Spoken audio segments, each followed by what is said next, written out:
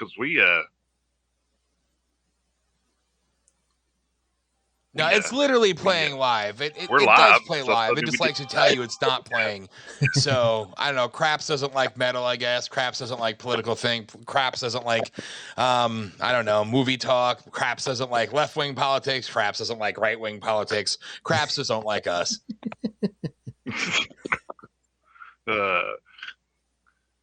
Well, we're here. Yeah, 'cause, like we go. Yeah, we were talking about that where we went in and like I was like we were literally on Facebook, Twitter, and everything. And I was like, what the hell? Yeah.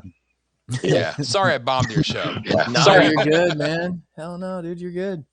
You're the boss. What we gonna say? Yeah, I have the power supreme.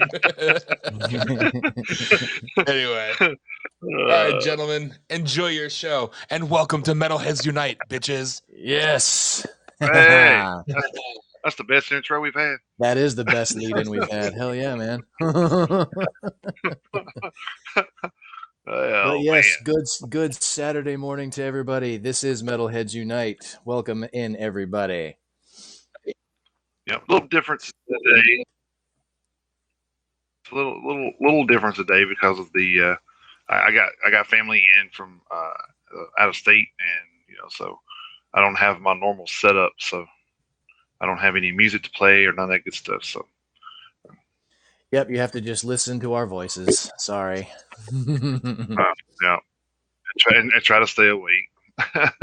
And try to stay awake. Yep. All right. Sorry, I'm trying to. The only one I can't see on my phone is Twitch. So. Oh, all right. All right. Awesome. So, happy 4th of July weekend, everybody. Yes. We're gonna kick this happy America Day weekend. America. Yep, America. We're gonna kick off the fireworks with Metalheads Unite. Yes, we are.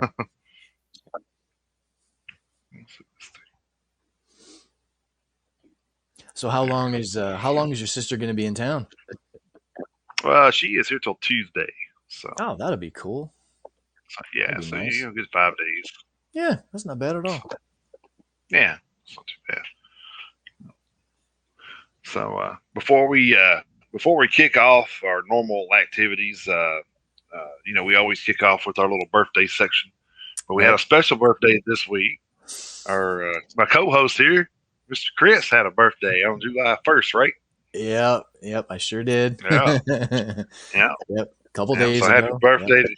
Yep. Happy birthday to you, sir. Hope it was wonderful. Thank you very much. Yep, it was nice. It was quiet, which is fine. It wasn't too bad. I got to go to dinner with her, my wife, and my daughter, so it was fun. I guess. No, go ahead. You get to a certain age where it's just like that's what you want. It's just a quiet and a dinner and be done. Yeah, just want a little peace and quiet, and that was what I got. So that was totally fine. I don't know if we're gonna do anything. I don't know if we're gonna do anything tonight after Angela gets off work. We might go do something. I'm not sure, but we definitely don't need to make a production out of it, which is fine. But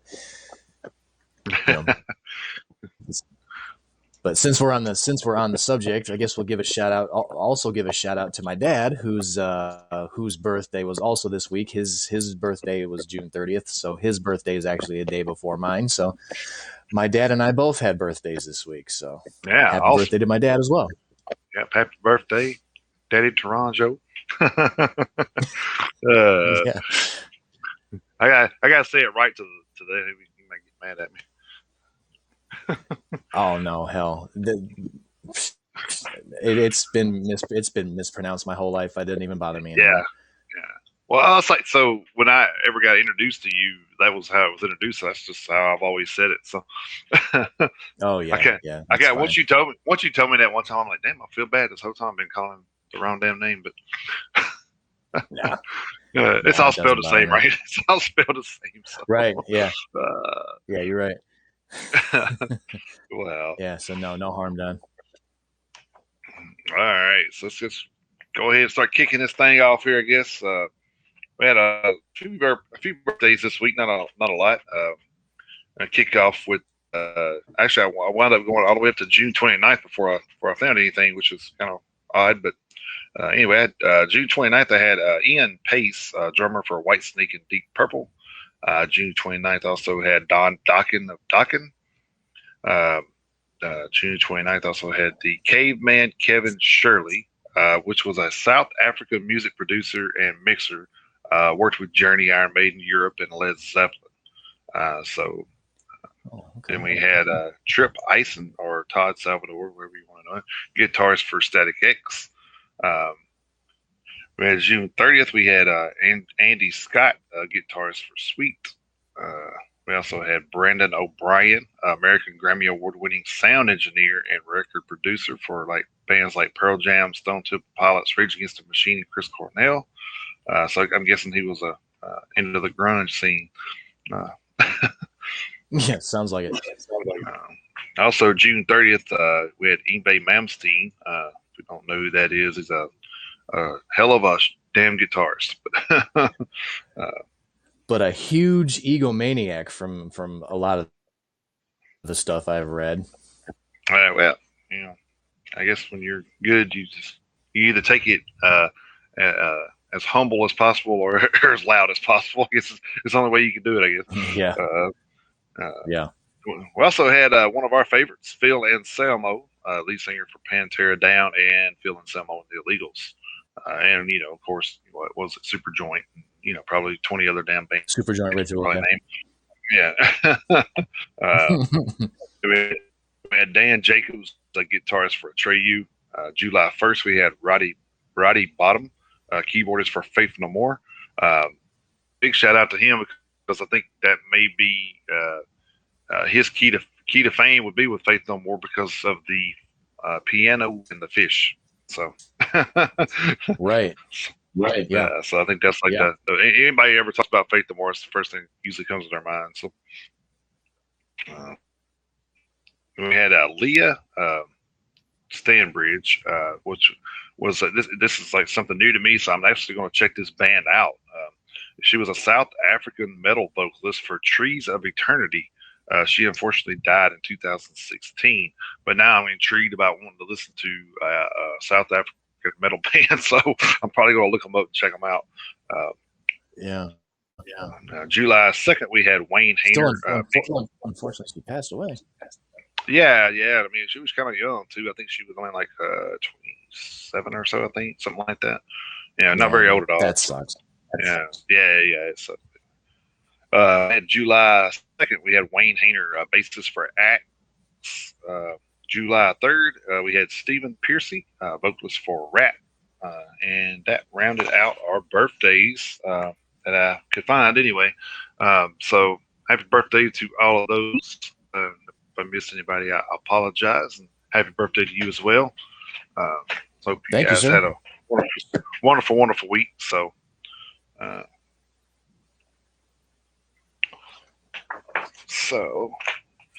I guess we can move right into this week in metal. Yeah. All right. Let's jump into the current events. I'm going to lead off with this one. Unfortunately, we're going to lead off with some bad news. I guess we'll do that just to kind of get it out of the way. But unfortunately, we have another death in the metal community. Former Skid Row singer Johnny Solinger has died at the age of 55. His passing comes a little over a month after he announced he was suffering from liver failure. Skid Row issued the following statement via social media, quote, "We are saddened to hear the news of our brother Johnny Solinger. Our thoughts are with his family, friends, and fans. Godspeed. Singo, say hello to Scrappy for us," end quote. Solinger, who was a member of Skid Row from 1999 to 2015, appeared on the Thick Skin and Revolutions Per Minute albums, as well as the United World Rebellion and Rise of the Damnation Army EPs. revealed his diagnosis in a social media update on May 8th. He wrote, quote, "It is with a heavy heart I must let everyone know what's going on with me and my health. I've been hospitalized for over the last month. I've been diagnosed with liver failure, and prognosis is not good. As with most musicians, I do not have health insurance, and it is very difficult to get proper care without it. I'm currently under at least 7 different medications, and I need to have my abdomen drained of fluid that gets accumulated every couple of days. I've lost a lot of strength and will require physical therapy as well. At the moment, I am looking into putting together some sort of fundraiser to help with the medical bills and with the palliative care I will need in the coming months. I am kindly asking those of you who could help put this together to step forward. I would not be asking you all this if I didn't really need the help, but sadly, this is where I'm at. I appreciate and want you all to keep me in your thoughts and send me all the healing vibes you can, but I get exhausted easily, so I will ask you to please not call or text unless absolutely necessary. But please, if you can help in this difficult time, I will wholeheartedly appreciate it. Love you all. I will post a link where you can donate very soon, but I wanted to update you on my condition."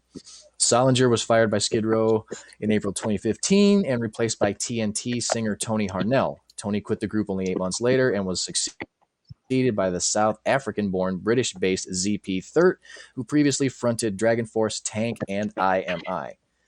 Skid Row bassist Rachel Bolan confirmed that Solinger was kicked out of the band, contradicting the singer's claim that he decided to leave Skid Row to pursue his solo career. Asked to what led to Solinger's departure from Skid Row, Rachel said it was evident there were certain things going on out on the road that kind of set us thinking things had been going on for a little bit. And, I'm not here to say anything bad about the guy. At certain times, you just get the feeling someone isn't putting 100% into things, he added, and Skid Row is very important to the rest of us, and he wanted to carry on with quality, and we wanted to carry on with quality performances and quality songs, so we decided to make a change. So, in spite of how he may or may not have left the band, still unfortunate to have another artist die so young. He was only 55 years old. So rest in peace to Johnny Solinger. And that story was from blabbermouth.net. So yeah, and thoughts and prayers to all of his family there too. So absolutely. So I'm going to kick over to Kerrang. That story, according to Trulia, former Metallica bassist Jason Newsted has sold his ranch in historic Sula, Montana. The listing price was $4.95 million, but the final price has not been disclosed. The property, named Rockin' JN Ranch, which had belonged to Newsted for more than a decade, was previously put on the market for the same price 4 years ago, but the price came down by $450,000 in July of 2019 to $4.5 million. It was eventually removed from the market before being relisted in June of 2020. Newsted and his wife Nicole have been longtime residents of Jupiter, Florida. Last October, Newsted bought a home on I can't even pronounce that. Scannatellis Lake in the village of Scannatellis, New York, for $6.1 million. So he's just like trying to pinpoint all parts of the coast. So it sounds like. So that was some. Even if he loses $450,000, I don't think he was ever hurt for anything. So. That's all right. When the Black Album sells a couple more copies, he'll get that back. Yeah. he probably done checked his mail and got that back already. So. Yeah, probably. It's like we were talking about last night. These guys are going to be able to coast on the Black Album money for the rest of their lives. It doesn't really matter what else they do musically. Oh yeah. They're basically just playing with house money at this point. Right. It must be nice. But I mean, it must be nice to have. Yeah, I was about to say it must be nice to have a ranch in Montana, have a place on a lake in New York, and then live in Florida. And I mean, Jesus, man, rich people problems, it's right? Like what? Yeah. Well, I mean, that's kind of like what I would do though if I did have that kind of money. I'd just be like, I'm tired of being in Florida. Let's go, back to Montana for 3 months or. I mean, I'm sure there's like certain times of the year, like he probably goes to Florida from the winters. Being in Montana in the winter probably isn't too much fun, but no. Yeah, but I mean, then too, if you always said that'd be kind of like some of the area I'd want to retire in. And people always said, "Well, you know it snows." I said, "Well, you know I'm retired. I don't have to go anywhere." Yeah. All right. Let's see. Keeping with blabbermouth.net. Five Finger Death Punch guitarist Zoltan Bathory won 2 silver medals at the American National IBJJF Jiu-Jitsu Championship 2021, held June 24th through the 26th in his hometown of Las Vegas, Nevada. Bathory competed in the Master 5 division in both the Super Heavy and Absolute division and came in second in both.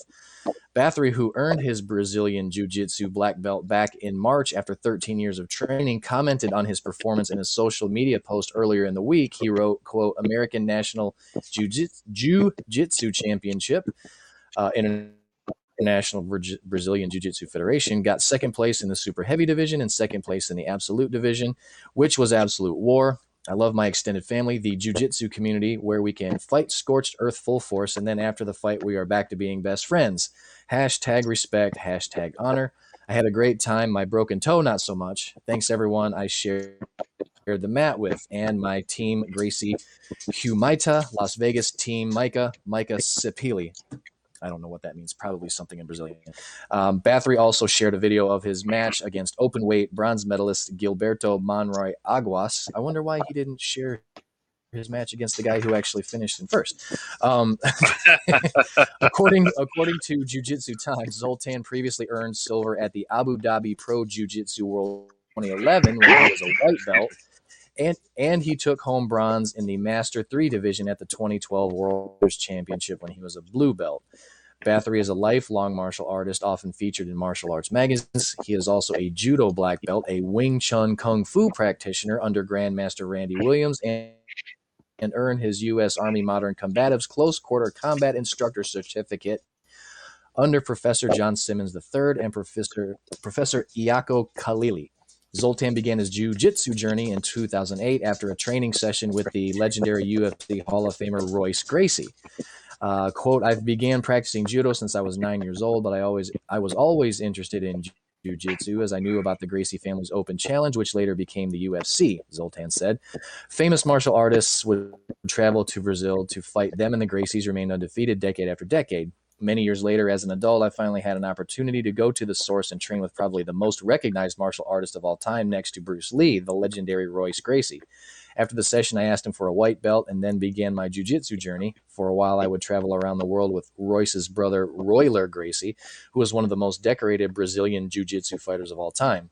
I'd partake in his seminars everywhere he'd go. Later, I joined Professor Mika Kapili's Gracie Las Vegas team, which I've called home for the last 12 years. So, don't mess around with Zoltan Bathory, man. He'll probably twist you into a pretzel or something. Good Lord. Maybe that's what they really think their song's about. Yeah, no shit, right? Yeah. And everybody always thinks it's Ivan with the attitude. Who's that? Well, maybe you can have an attitude when you're a damn band member as a jiu-jitsu. Yeah,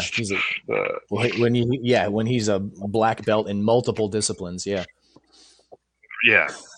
Well, so the little guy can talk all the shit he wants. Yeah. Not saying anything about it because I'm pretty sure Ivan can back up what he says too. So, or at least he's one of those guys that I definitely think he would go down trying. That's for damn sure. Oh, absolutely. All right, so moving on. This one's also from Kerrang. Longtime Queensryche guitarist Parker Lundgren has left the band to focus on other business ventures. The 34-year-old musician, former member of original Queensryche singer Jeff Tate's solo group, who was also briefly married to Jeff's stepdaughter Miranda, announced his departure from Queensryche in a social media post earlier this week. He wrote, "For several years, I have been deeply immersed in collecting and selling guitars, as well as rare and fascinating musical instruments. This passion led to the opening of my guitar store, Diablo Guitars, in 2019. Since then, my business has grown, and I recently acquired a storefront with a service repair shop. In 2020, my wife and I opened Lucky Devil Latte, which has quickly expanded to multiple locations. With these new endeavors and ensuing responsibilities, my time to devote to Queensryche has become increasingly strained, and I no longer am able to commit the time and focus it deserves. For these reasons, I have made a difficult decision to step down from my role as guitarist in Queensryche. I want to thank my friends, family, and fans for making the past 13 years an amazing journey. I wish nothing but the best for my fellow band members, crew, and everyone who has supported us. I hope to have your continued support as I pursue my new ventures. The remaining members of Queensryche added in a separate statement, for over a decade, it has been a great pleasure watching Parker evolve and flourish as a guitarist, songwriter, and most importantly, a wonderful human being. Parker will always be family to us, and we wish him all the success in the world with his new endeavors. Take hold, brother. This past May, Parker was absent from Queensryche's concert at the Chiefs Event Center at Shoshone-Bonnet Casino in Fort Hall, Idaho. Filling in for him was Mike Stone, who joined Queensryche for the 2003 album Tribe and stayed with the band for 6 years. Lundgren, who joined Queensryche in 2009, previously set out some of Queensryche U.S. shows in September of 2018 when the band was on tour as support act for the Scorpions. Guitarist Michael Wilton and bassist Eddie Jackson are the sole remaining original members of Queensryche, which split with Tate in 2012 and replaced him with ex-Crimson Glory frontman Todd LaTorre. So, man, it's like Queensryche seems to be one of those bands that's always, swapping and looking for, members. And it's one of those crazy situations. It's sad that it happens to such a good band because I think Queensryche is a really, really good band. So, yeah, they've really put out some quality music over the years, and the good thing is when Jeff Tate left, I mean, it was kind of a seamless transition between him and Todd LaTorre, but but to echo your sentiment, it just seems weird that they just, for whatever reason, just can't seem to kind of keep people. But like you said in the story, he's got other stuff going on. So, I mean, his priorities have changed. I mean, you kind of can't fault the guy, I guess. Well, no, I mean, he's and I respect the way he said that he didn't have the time to commit to the band, or what the band deserved, and that's right. That's a pretty, I don't want to be sexist with it. That's a pretty manly statement, to admit that, hey, I can't do what you need me to do, so I'm gonna have to step down. Right. Most people have a hard time admitting that, and they try to push themselves, and next thing you know, their health's in jeopardy and all that stuff. So it's probably smart on his part to I mean, not saying that I wouldn't want him in Queensryche, but it's probably smart of him to pick his passion and focus on the one passion. Right. Yeah. That way, if he's, like you say, if he's trying to do more than one thing, he's not pushing himself so hard and then all of his projects start to suffer. But yeah, so by putting all of his eggs in one basket. So yeah, it is right. Probably pretty smart on his part. And it does allow the band to go out and find a guitarist who can devote his focus full force to the band so they can keep moving forward. So, And two, he may be helping the other community, other people in the community by, having a latte shop, that way Max Cavalera and, Phil Anselmo and all them can be in their 20 different things at onch. They get hyped up on right. Latte with shots of espresso. Mike Portnoy would be in that line too. Exactly. Yeah. So, these guys, I think, we've talked about this before. I think those guys are in like a running competition with one another, like who can do the most. I swear to God, it seems like it. Who can have the most active projects going at the same time? Yeah. Right. Yeah.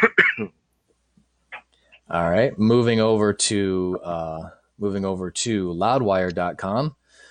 20 years is a long time, but Motley Crue and 6 a.m. bassist Nikki Sixx has reached a sober milestone one day at a time. Sixx commented about his journey over the last 2 decades while posting about his 20th sober anniversary.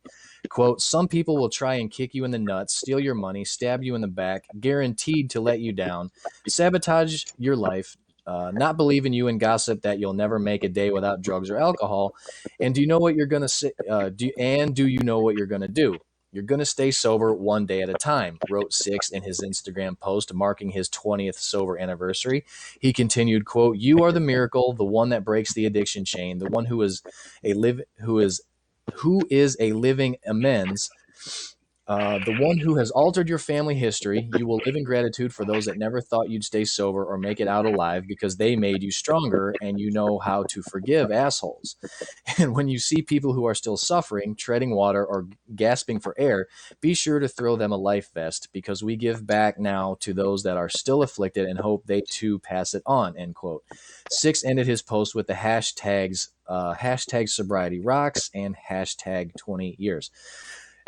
Six has made a habit of recognizing the anniversary. On his 19th anniversary last year, he wrote that sobriety is the road worth traveling if you are struggling. Old timers are here to guide us, but newcomers to sobriety are the greatest gift to this simple program. He continued, "Of course, it's not always easy. First thing I did and continue to do is cut toxic people out of my life. Then comes the first step, and then freedom if you work it.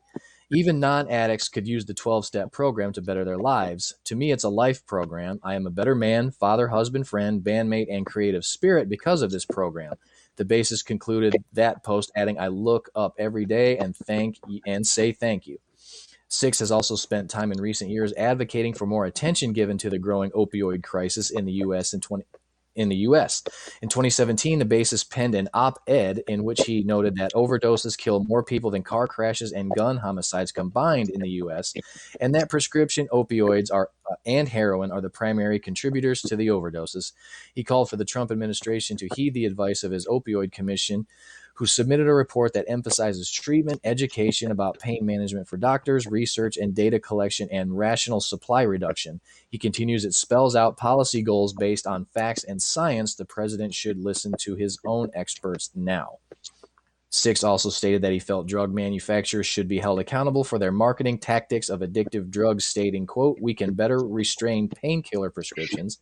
Pharmaceutical companies are greedy and the regulations are too lax," end quote. Worried about the message this sends to those struggling with addictions, Six commented, quote, "If we fail to take necessary actions, we are saying to addicts, you aren't worth saving. I am here to tell you that all addicts are worth saving," end quote. Realizing he is in a more fortunate position with good health insurance and a support network ranging from a loving family to AA and sponsors, as well as finances, Six knows others don't have access to these resources. Quote, "But they are no less deserving of help. No one is a junkie by choice, and no junkie is a lost cause," end quote, said the bassist. In closing, he declared, quote, "So I am speaking out, and so should you, because another 142 people are going to die today," end quote. Just last year, Six also gathered a bunch of fellow musicians, including Corey Taylor, Ivan Moody, Joe Elliott, Slash, and more, to record the 6 a.m. track, "Maybe It's Time," with all the royalties being donated to the Global Recovery Initiatives Foundation. And we all know that Nikki Six has died and come back to life at least once. So I guarantee you, if anyone is grateful to be alive and grateful to have found sobriety, I guarantee you it's him. So yeah, I'm pretty sure it happened. Congratulations. I'm pretty sure he died and came back twice. I'm pretty sure. Yeah, I think it was twice actually. Now that you mention it, yeah. But good on him, man. 20 years. Yeah, congratulations to him. I'm gonna kind of comment on this because it's kind of in my wheelhouse. I was a pharmacy tech for 15, 16 years, and I had a doctor ask me one time about controlled medication, opioids, and he says, "Hey, man, what do we need to do to get people out, get people to stop taking these things?" I said, "Well, first thing you can do is stop writing the scripts. Stop writing the scripts." Mm-hmm. Well, he didn't like, and then he looked at me like, "Well, hell, I can't do that. I won't, I gotta get paid." So it's like one of those things where they want to do something, but they don't want to do anything that hurts their pocket, and the whole point of being a doctor or nurse or anything in the healthcare field is to help people. It's not to you want to make a good living, but it's not to go out and do some of the things that goes on in the healthcare these days. It's just ridiculous. But yeah, I think people are in the business for the wrong reasons nowadays than they used to be. So Well, yeah, I'm sure that's the case in a lot of industries. Unfortunately, it's just how much money can I make, Right. no matter who I step on along the way. Right. Yeah. Yeah. They don't. Like I said, we're always want to have. We always talk about having our fellow, man or woman at heart. When we do certain things, but people have a hard time showing that they're willing to do that. Right. All right, that was a heartfelt moment from Metalhead Unite. So. Yeah. We're done. We're goddamn getting Yeah. lifetime moments here. Right. Yeah. To quote Jackie Moon from Semi Pro, everybody love everybody. Damn it. Everybody love everybody. Everybody love everybody. Oh man, love that freaking movie. Oh, it's so good. All right, so let's move on to this one's actually from Metal Injection. Canadian death metal band Obvert had a very unique performance in their home city of Quebec. The trio performed one of their first shows since the pandemic to a very unique audience, elementary school kids, and the kids loved it. It all came about because guitarist Philippe Drouin is also a music teacher at the school, and the faculty suggested setting it up. The physical education teacher and school principal introduced me to this idea, Drouin said, and he was thinking about a party to celebrate the end of school year by doing a show in the school backyard where he teaches the music.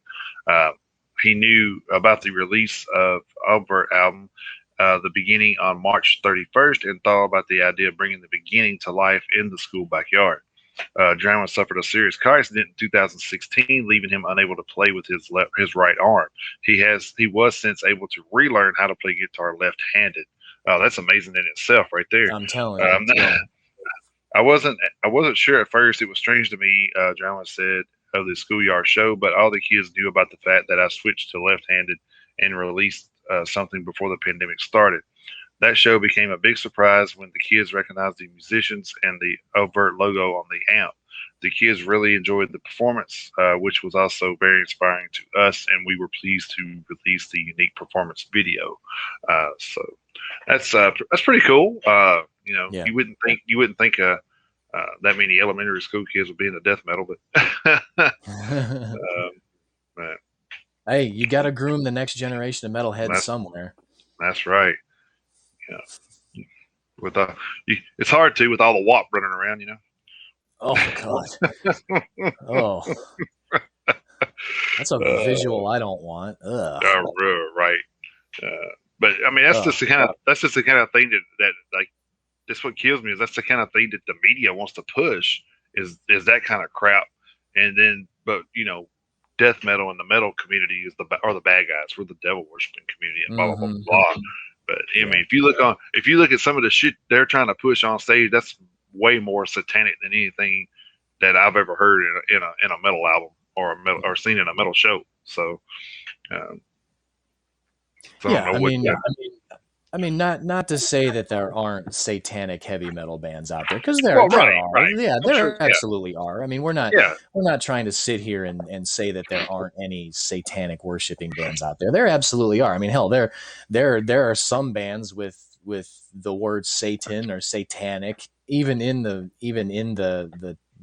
band name. So I mean, we're not trying to say, metal as a whole is innocent as far as that goes. But yeah, I mean, your overall point makes sense. I mean, but then again, I mean, we could talk about the mainstream media all day and right about as far as stuff like that goes and how hypocritical they are. But, this is only a 2-hour show. Yeah. Well, I'm just saying, like, if you put these people in front of like the Grammy Grammy people that oh crap, my connection's acting screwy. Can you still hear me? Oh yeah, you're good. Okay, good. I can't never tell, this thing is actually stupid. But yeah, you take two bands, like you take I don't know who was that sung Nicki Minaj. They throw her, and then you take Five Finger Death Punch and throw them in front of the Grammys and say which one you want to perform. They're gonna pick Nicki Minaj. Mm-hmm. Unfortunately, because you're gonna get you know, I don't know. It's just like you're going to get a way like worse type performance for children and stuff to be watching with her than you would with Five Finger Death Punch. I mean, Mm-hmm. But they don't look at that. They look at, oh, well, how's, it goes back to what you were saying about, with the money and the doctors and stuff. It's like, oh, well, how's this going to help which one's going to help my ratings? That's all I care about. Yeah, exactly. I don't care about it's come to the point where they don't care about putting quality TV out anymore. They just want to put out TV that goes with, like nowadays, the trans thing is big.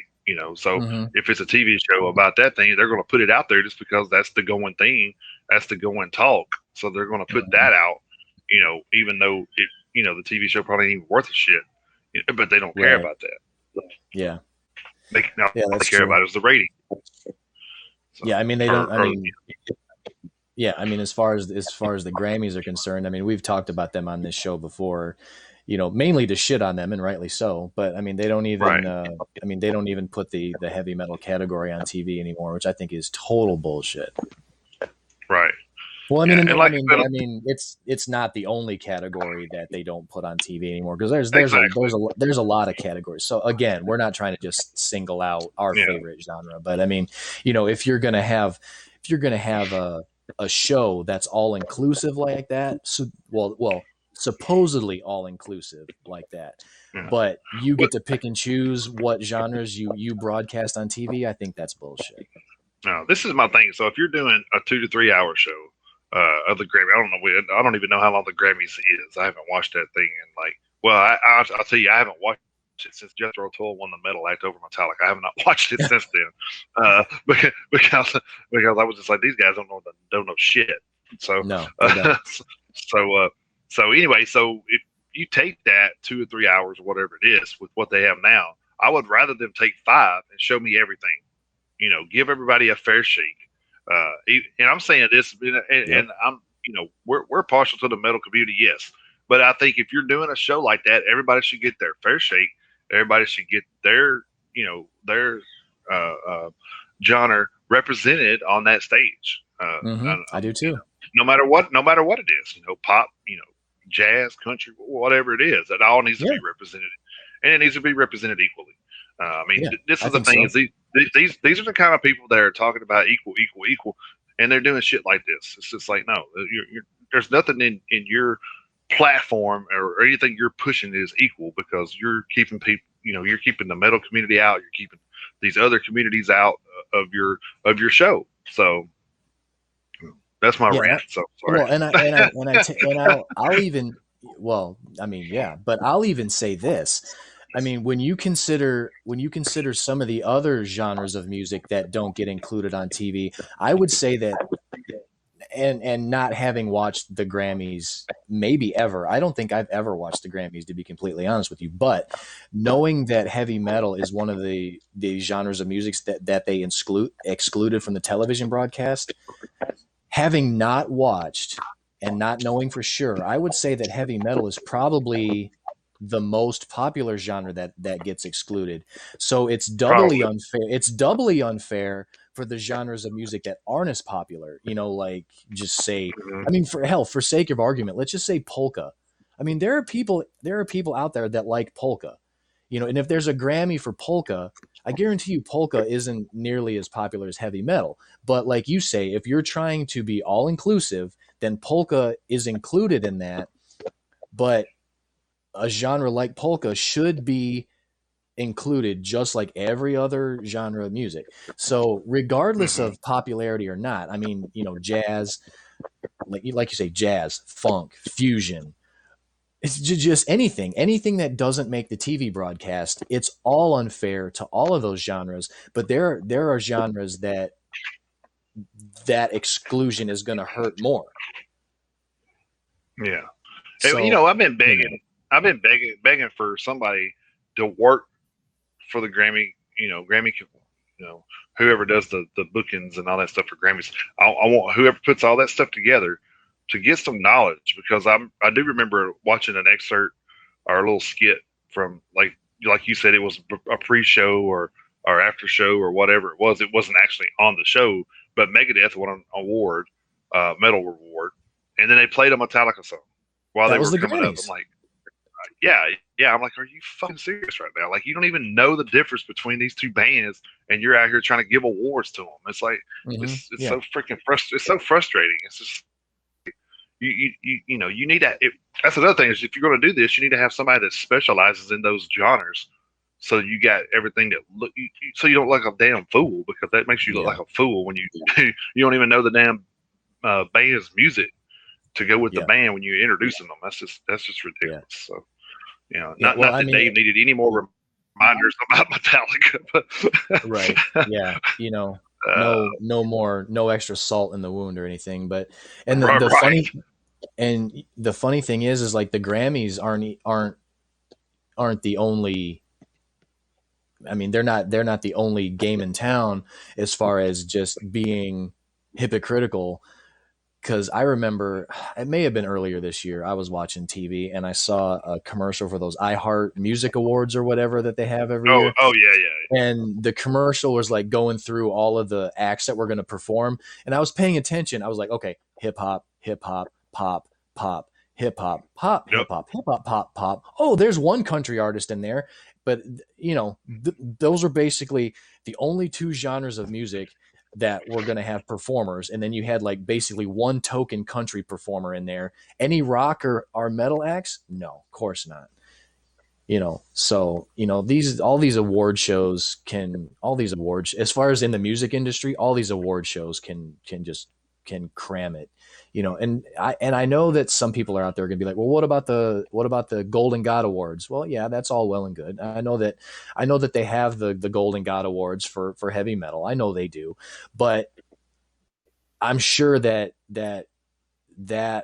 award show felt like they had to exist because they were getting shit on everywhere else. So, I mean, basically the Golden God Awards were born almost out of necessity of the fact that they just can't get any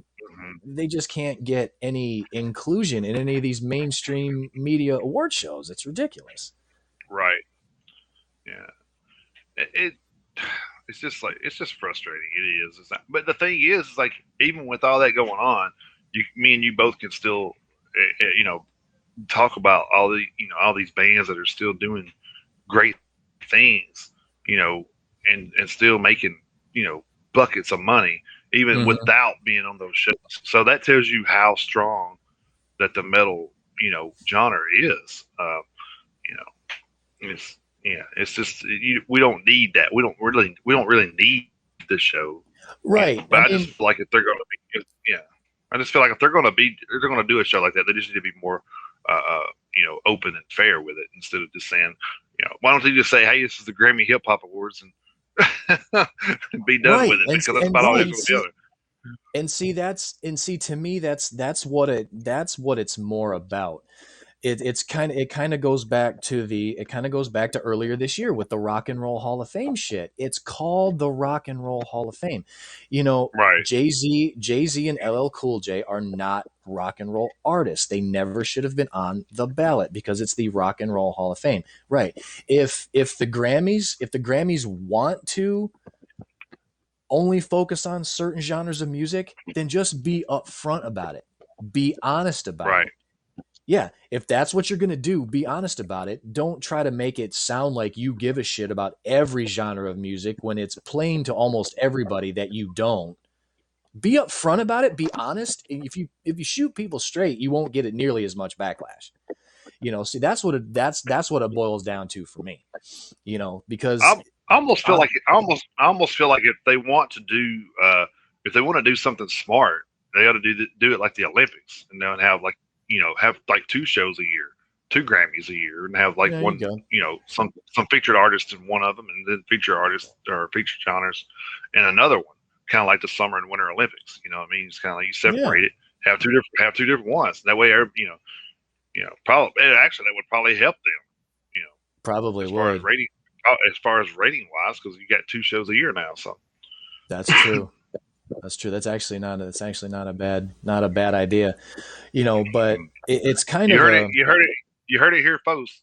So if the Yeah. Grammys try to pick that up, Yeah. I want my cut. Damn straight, man. Yeah. Metalheads Unite better get some credit, god damn it. That's right. That's right. But We better get invited to the show to introduce the metal artist of the year or something. Yeah. Oh man, that'd actually be pretty sweet, wouldn't it? Yeah, it would be cool. Yeah. Yeah, but it's kind of a catch-22 really when it comes to the heavy metal genre, because the heavy metal genre has always been our music. It's been our music. It's Right. always been kind of like the underground. It's been the redheaded stepchild forever, and we know it, and that's kind of what we like about it. But at the same time, again, when there's supposedly a platform that is supposed to be recognizing everybody, you still kind of feel like you get shit on when you're getting shit on. Right. Hey, we're not going to put your genre of music on television because we don't think people care. So it kind of pisses you off. It's like there are millions upon millions of people who care and have cared for decades. I mean, the numbers prove it as far as album sales and stuff like that. I mean, hell, the like we talked about last week, the Black Album has outsold every other album on the Nielsen SoundScan chart ever since that album came out by leaps and bounds. So I mean, the numbers are out there. The numbers don't lie. That there are metalheads literally everywhere. So I guess you just gotta figure out what you can tolerate and what you can't. But it's to me, it's annoying when, like you say, like a song like WAP is so popular and it's just so stupid, but such is life, I guess. Probably took 8 people to write it. Right. Yeah. No. That's another. Oh God. That's another topic we could jump on and head down a rabbit hole talking about that shit too. So I mean, we could probably talk about that on another show, and maybe we will one day. Maybe we'll address that one day. But if you think about even back in the 60s,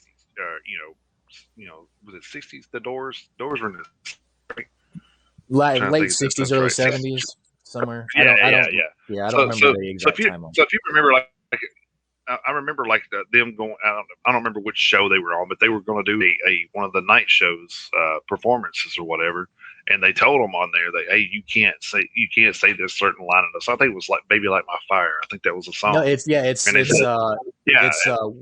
something about not being able. It was from "Light My Fire." It was something about not getting much higher. I don't remember. Right. What the hell is it? Yeah, so they told him, they said, oh, you can't do that. You can't say that. You got to just leave that lyric out or replace it or whatever. You just can't say it. Of course, he did it anyway. Well, I mean, that's what rock and rollers do, right? I mean, that's what we've been told we can't. Well, we do. I mean, that's just how it works. It's always worked that way. I mean, then you got to look at like the 80s where you had people, the government, Tipper Gore, all the government trying to put an end to the industry. I mean, with their stupid allegations and waste of freaking money. So it is what it is. But I feel like that's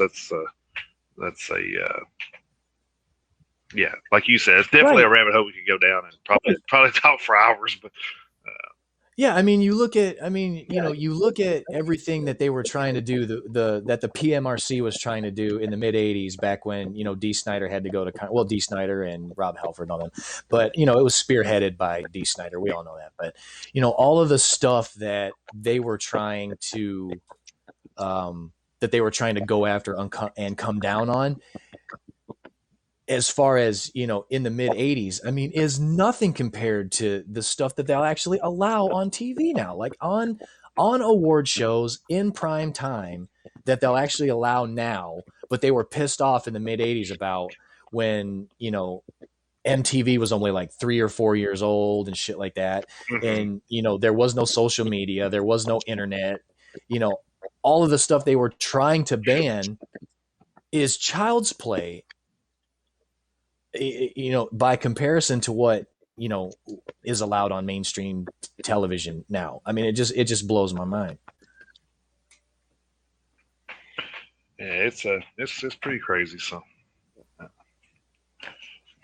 we got way off target, so let's jump back Way in off here. target. Oh man, Way off. So, but for good reason, I think. Yeah, I can't even remember whose turn it is. Is it my turn? I think it's my turn. Yeah, I think it's yours. I think it's my turn. I gotta go grab my charger anyway. So. Okay, all right. Well, I'll make it my turn. So, yeah, you go ahead. All right. This is over at loudwire.com.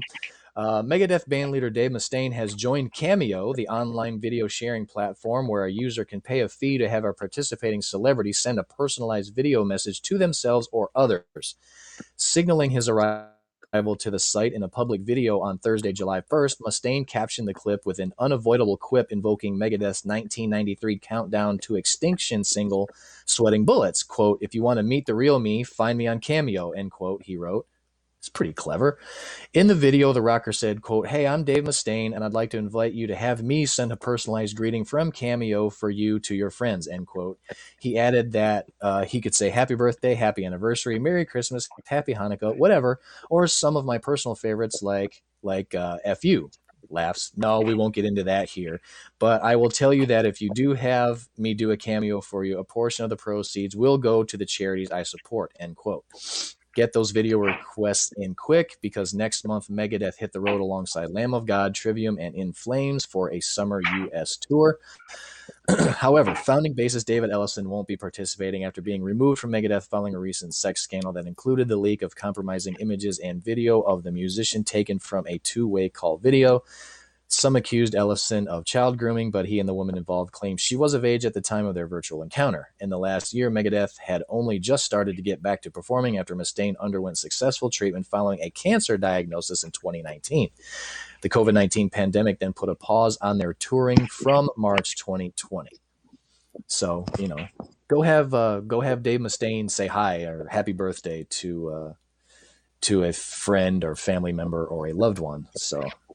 But it's cool that the money that he collects will, a portion of it's going to go to charity. So that's very cool. So right. help out some cool charities. Yeah, I've actually done one of those cameos for her, so pretty cool. It's for my wife's birthday last year.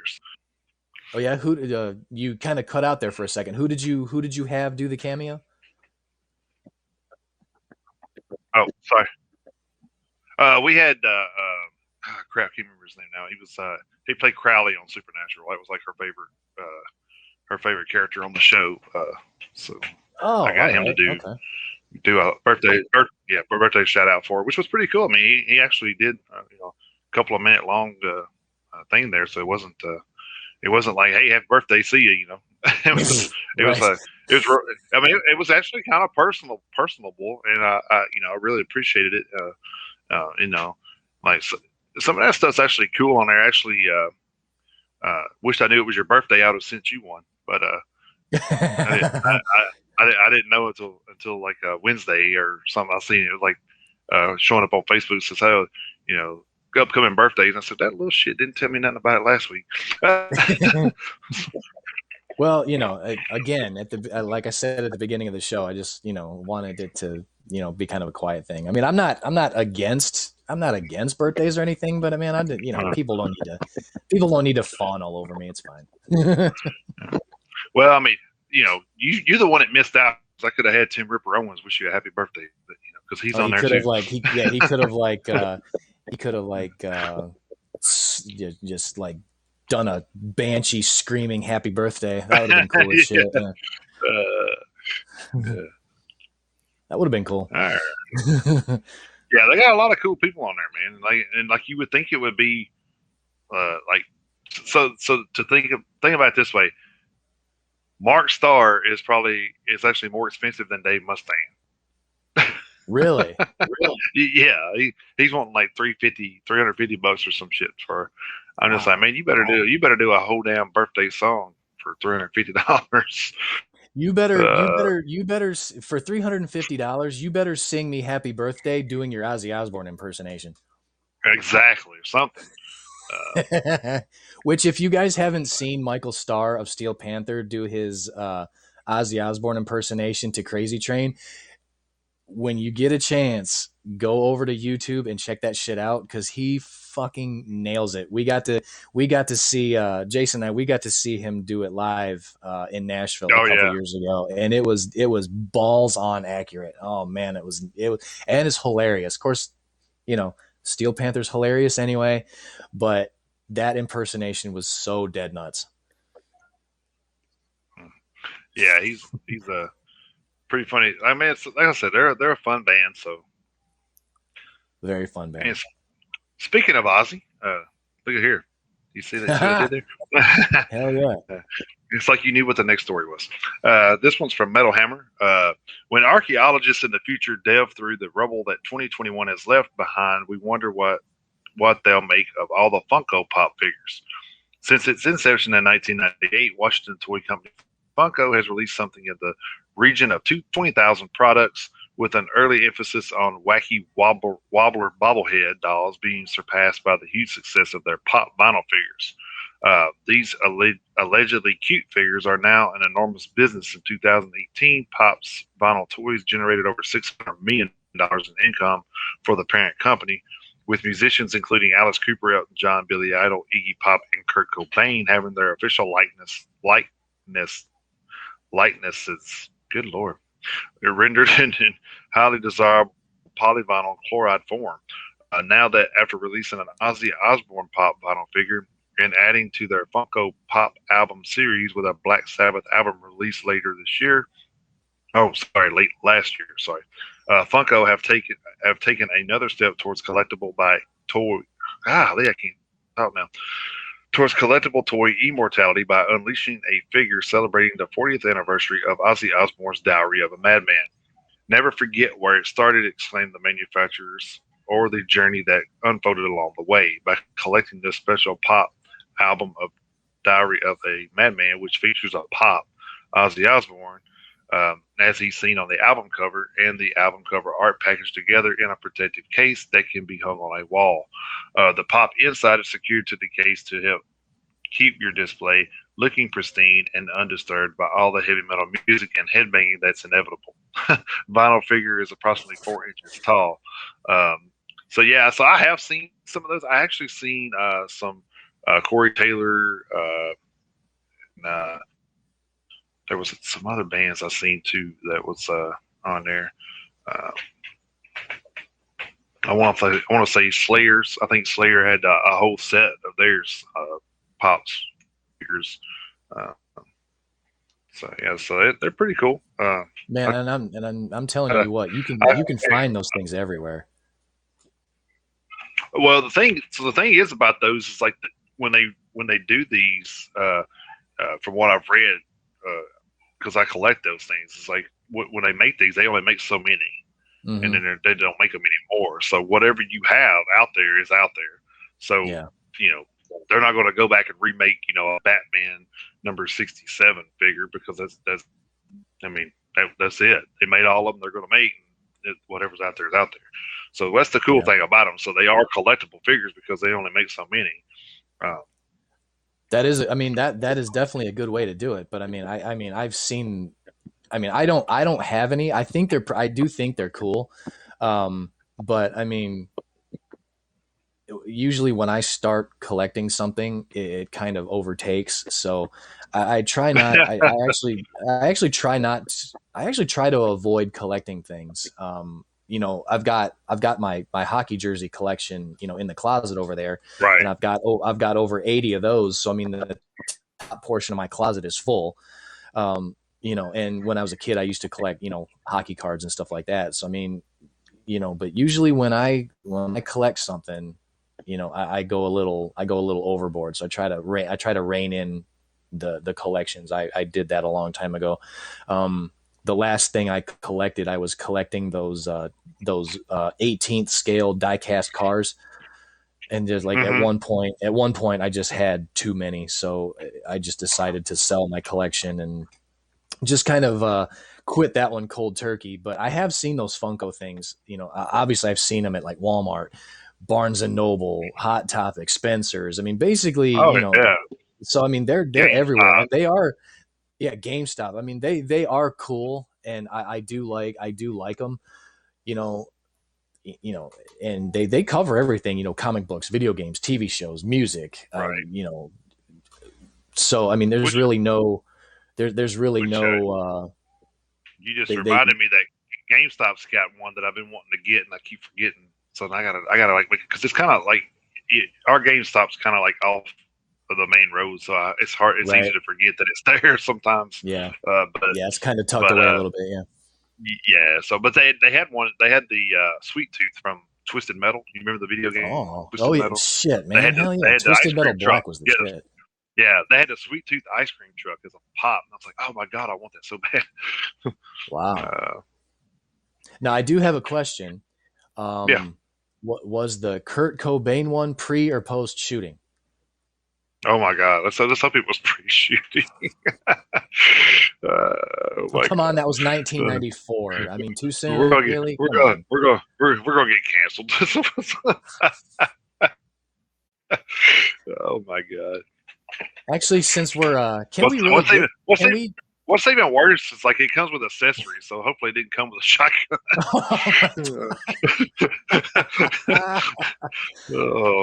Well, the funny thing is you would figure if it came with a shotgun, it would probably have sold out quicker. Yeah, I don't know. Maybe it's just me. If it came with, if it come to what all the fans think happened, it would come with Corey or what's her freaking name? Courtney Love. Courtney Love holding the shotgun. Yeah, holding the shotgun. Oh, yeah. That's what we all think happened anyway. That's true. Yeah. But anyway, yeah. So it's all jokes aside. I mean, suicide's not funny. Right. All jokes aside. Right. Suicide is no solution. No, it's not. No, it's not. All right. Let's see. I'm going to move over to the PRP.com for a isn't it ironic kind of story. Killswitch Engage, Time of Grace. It's you'll probably think it's ironic after I read you this story. And this is about a band that we both are huge fans of. Killswitch Engage, Times of Grace, etc. vocalist Jesse Leach appears on the latest episode of the Talk To Me podcast discussing Time of Grace's forthcoming album, Songs of Loss and Separation, which is due out on July 16th, his 2012 return to Killswitch Engage, and more.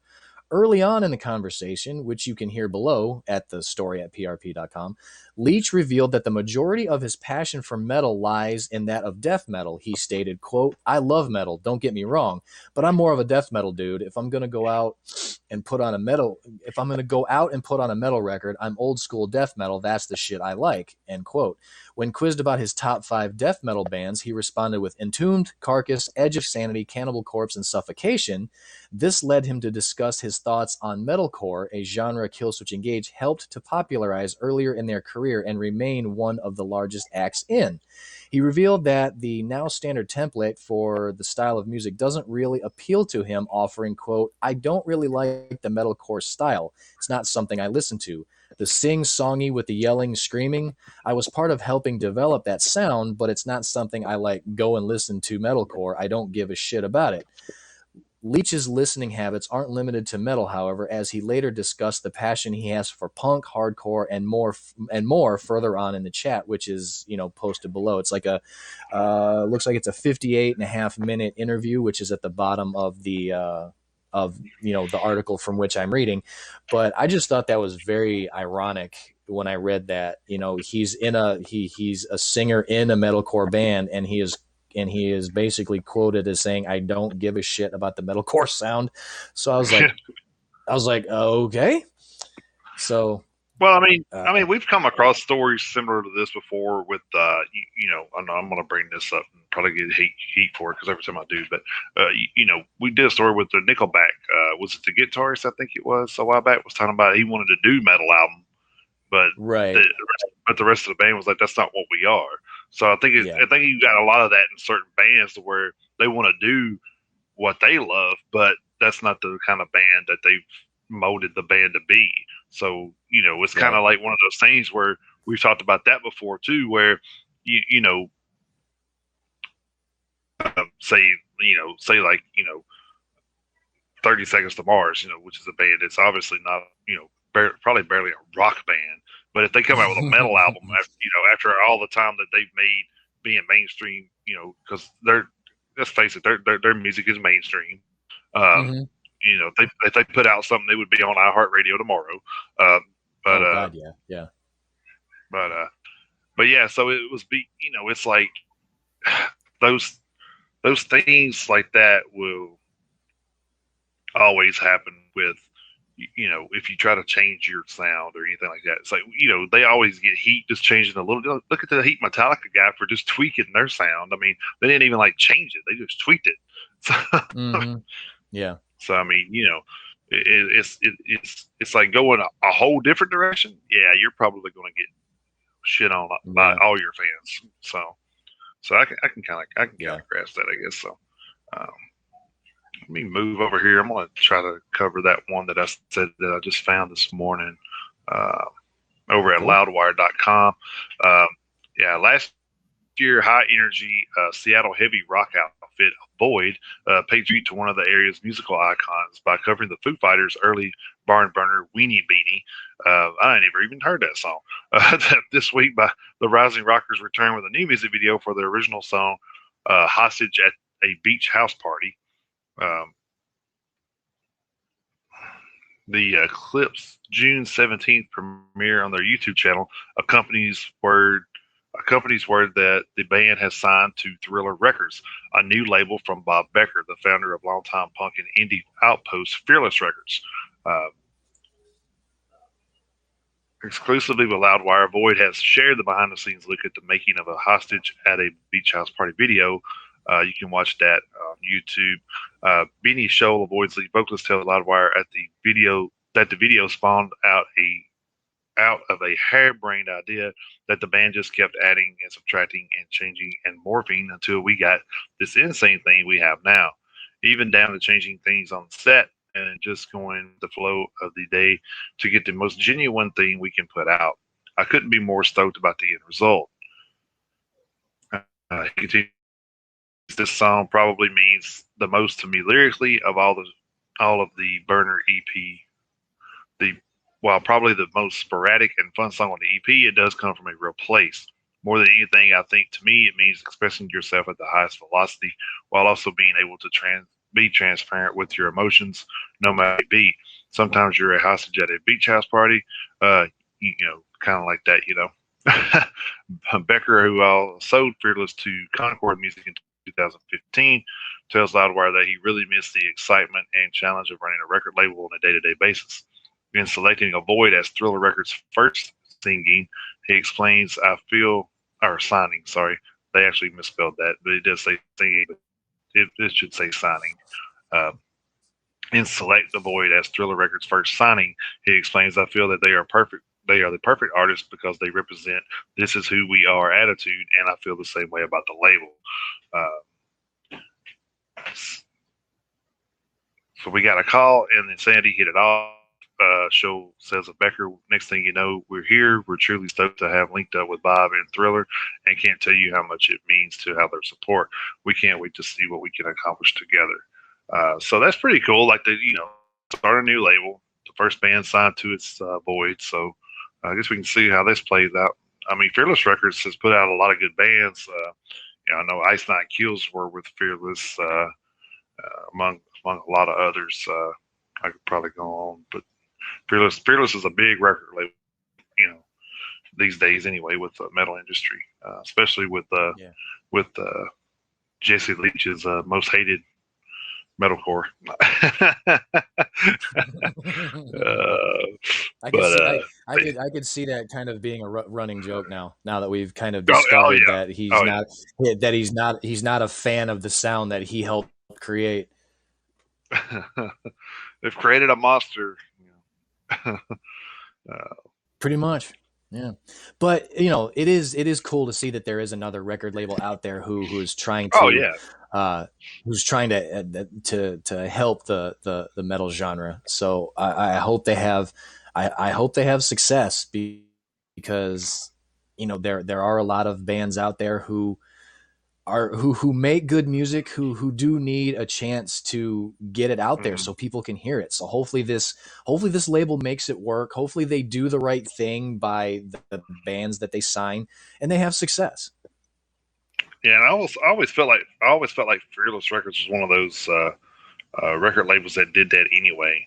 That always took on the bands that weren't as big. So it was a. I mean, hell, every go ahead. every band was I was just gonna say, I didn't mean to kind of interrupt there, but No, you're good. every band, yeah, but I mean every band started off small at some point. Right. I mean, hell, I remember earlier in the year we were talking about how back in like 1982, Metallica played a concert at a fucking skating rinks. Yeah. I mean, yeah. hell, everyone was small time at some point. It's just everyone, I would like for everybody to at least have a chance to be big. I mean, Right. some of these bands never even have a chance to be big. I mean, granted, not everybody makes it, but I would like for more and more of these bands to at least have the chance to be big. Mm-hmm. Well, I mean, so like I was saying with Fearless, you had bands like Ice Kills before they got big. They were putting Ice Nine Kills, I Prevail, Kill the Lights, which we both got turned on to them recently and really liked that band. You got Pierce the Veil. So you got a lot of Star Set. You got a lot of bands that are on the Pretty Reckless is even on the Fearless right. I didn't even know they were on there. Oath, of course. I remember. Wage War, all those type bands are on the August Burns Red. I mean, those aren't small, time bands anymore. Those are bands that we know, and I think that's wise because they, the Fearless record label did such a good job of putting those bands out there, where everybody knew who they were. Right. And I almost feel like it was the Elektra of the '90s. Everybody was, Elektra was kind of a small thing. Then all of a sudden, boom, Elektra blew up because like all these hair metal bands were damn near on Elektra. Yeah. In a time where Capitol was the big record label. So, yeah. So I think we're kind of like that now. Yeah, I mean, you mentioned Elektra, because, and I'll go back again to Metallica, Johnny Z basically got Metallica started with Kill 'Em All, and then once Kill 'Em All came out, thanks to Johnny Z, that's when actually Elektra got a hold of them after they heard them, and kind of saw the success of Kill 'Em All. That's how Metallica ended up with Elektra. Yeah, so I mean, that's what I'm saying. Like these, a lot of these bands, like it's all how you promote them. If you want to be with somebody like, what was this guy's name again? I can't even remember, but I feel bad. I don't remember record producers as much as I do everybody else. But yeah, Bob Becker. So I mean, the guy he was part of Fearless before. So I mean, he kind of has the know-how. He has the knows what to do to give these guys the put them in the public eye, so to speak. He knows how to get that done. So hopefully, with this record label, he can do that with a lot of bands. Like there's a lot of bands that we've heard open up for like Kill Switch or we went to Ice Nine Kill show that some band opened up I had never heard of, and I'm just like, man, these guys are good, But if they're only signed to your mom and pop label, and wherever they're from, then they're probably not going to get the notification they deserve. Right. So hopefully this will help get a lot of bands noticed, and actually hopefully it'll get us talking about a lot of Thriller record stuff. Yeah, that would be cool. That would be cool. All right, moving over to metalsucks.net. This one kind of comes on the heels of the story I did a little while back about Metallica, but seemingly inspired by the highly scientific, irrefutable study published in June, which analyzed Metallica's entire body of work and produced a chart of James Hetfield's most commonly uttered lyrics. Some Reddit whippersnapper, who else would you expect, has done the same for Iron Maiden's 16 studio albums. And the results are also not quite what you'd expect, although admittedly Bruce Dickinson's lyrical palette isn't quite as anecdotally predictable as Hetfield's. My guesses for most used Maiden lyrics would have been time, death, life, and die, but it's the considerably more pedestrian No, that the KNOW, that gets the top nod, beating out Now, number 2, and Time, number 3, by considerable margins. And then the chart is listed in the story.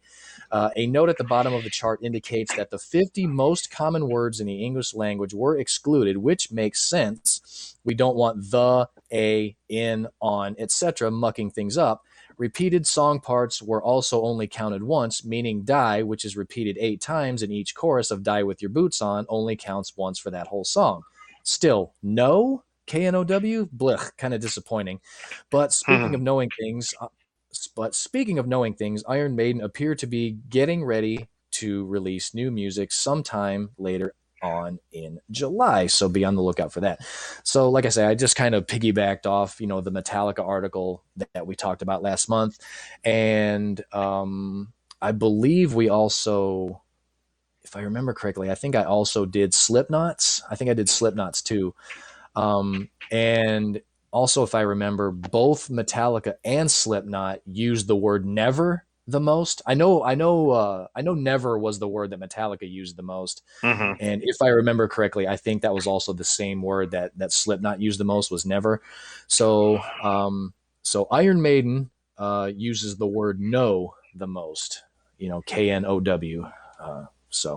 Just figured I'd shout that out real quick. Like I say, that was over at metalsucks.net. The only other story I have. Well, hold up. I want to put my 2 cents in on that Iron Maiden story here. So that's right. I forgot. Yeah, Good call, because I remember you said last night you were gonna segue off of it. Yeah, don't kill my segue.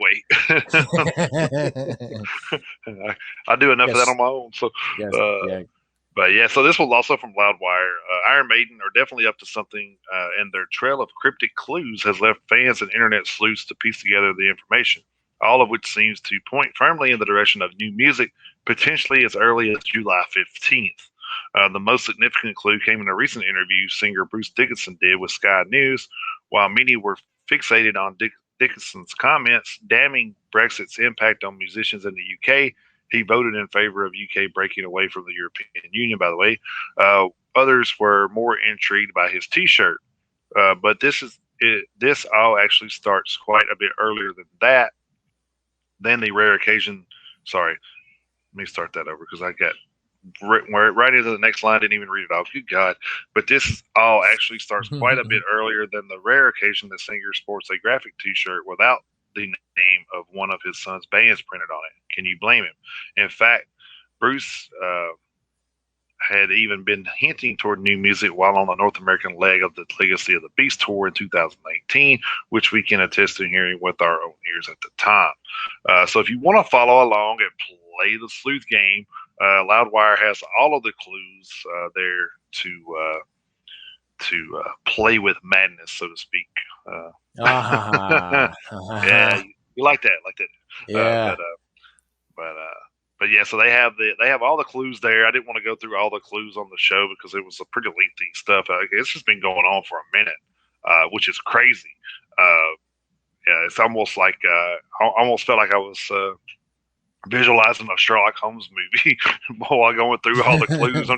I was like, this is freaking wild. Like, there's like there's like some picture came up, a poster or something from like recently, and it had like some lettering in the background that hinted toward new music. So I don't know, man. It's just like I'm not into all that research. I do enough research for this show, so Right. Yeah. We don't. Yeah. but We have enough time devoted to just getting ready for every yeah, Saturday morning. Yeah. yeah. So, but yeah. So if you wanna go check it out, it's over there at Loudwire. The whole story's there, and all the clues are there. So if you want to play along and see when you think that we're gonna get some new Maiden music, then feel free to do so. Then hit us up and let us know, because, like I said, we don't have the time to do the sleuthing. Yeah. We don't have that. Personally, We don't have the employment that Loudwire does. So, right. Yeah. Personally, I wouldn't mind it just being a total surprise, but just oh yeah, that's me. yeah. But I think it's cool that he did that, though. He's dropping breadcrumbs, and just somebody just all of a sudden is like, oh, wait a minute. Yeah. At some point, one of them hit him and it's like, wait a minute, that's weird. So I'm ready now. Now I want to go play Iron Maiden pinball at the arcade. Oh yeah, yeah, Yeah, that would be fun. Yeah. All Which right. I am pretty partial to the Metallica pinball, but still the Iron Maiden one's fun to play too. So Yeah.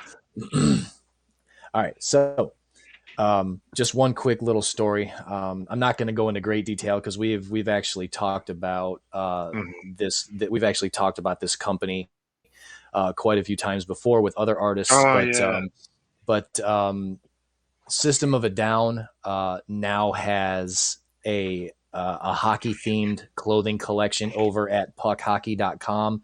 In addition to other artists that we've talked about before, such as Anthrax, Guar, Korn, Lamb of God, Meshuggah, Metallica, Motley Crue, Ministry, Overkill, Slayer, among others, Testament being some others. I'm actually on their website right now looking at some of the products, and they're pretty cool.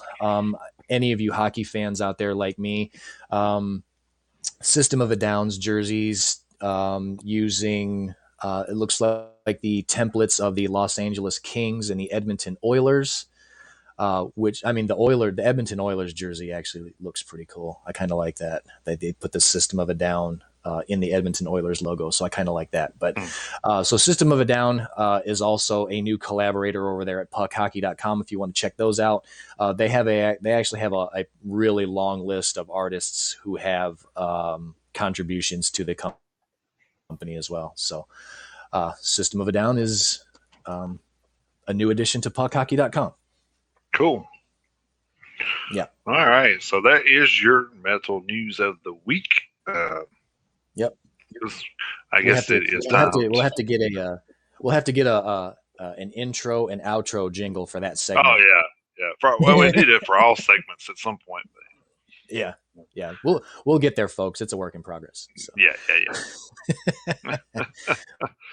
But so let's move on. I guess that'll lead us into this week in metal history, I'm assuming. Yes. Yes, sir. All right. Well, this week in metal history, as always, is brought to you by This Day in Metal over at Twitter and on Facebook. Go check out Metalhead Marv at This Day in Metal over on Twitter. He's most active over there. All right. So for the past week, leading off with the very, very tail end of Saturday, January 26th. January 26th of 1987, Pentagram releases Day of Reckoning. January 26, 2007, 3 Inches of Blood releases Fire Up the Blades. January 26th of 2020, Ninth Circle releases Echo Black. June 26th of 1990, Danzig releases Danzig 2 Lucifuge, which peaked at number 45 on the Billboard 200. And January 26th of 1996, Cataclysm releases Temple of Knowledge. Moving ahead to the 27th, June 27th, 1986, Queensryche releases Rage for Order, which peaked at number 47 on the Billboard 200. June 27th, 1983, Twisted Sister releases You Can't Stop Rock and Roll, which peaked at number 164 on the Billboard 200. June 27th, 1980, Samson releases Head On. June 27th, 1997, Hammerfall releases their debut album Glory to the Brave. Sorry. June 27th, 1989, King's X releases Gretchen Goes to Nebraska.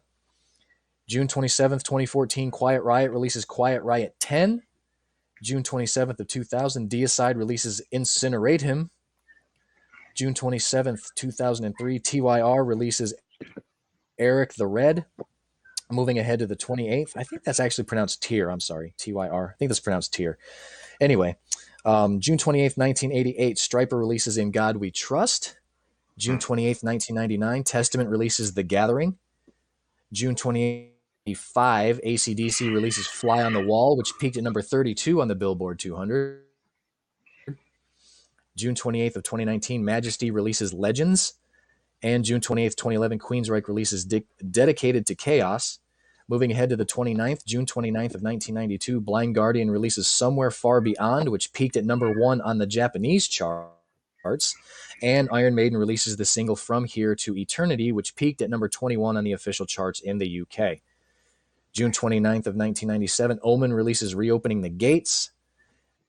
June 29th, 1988, Voivod releases Dimension Hatros. June 29th of 1999, Slipknot releases their self-titled debut album, which peaked at number 51 on the Billboard 200. June 29th of 1991, Bathory releases Twilight of the Gods. June 29th, 2004, Atreyu releases The Curse. Moving ahead to June 30th, 1977, Kiss releases Love Gun. June 30th, 1986, Savatage releases Fight for the Rock. June 30th, 2003, Night Rage releases their debut album, Sweet Vengeance. June 30th, 1984, Wrathchild releases their debut album, Stack Attack. June 30th, 1980, Crocus releases Metal Rendezvous. June 30th, 2016, Embloodiment releases The One Before the Last. June 30th, 2009, Obituary releases Darkest Day.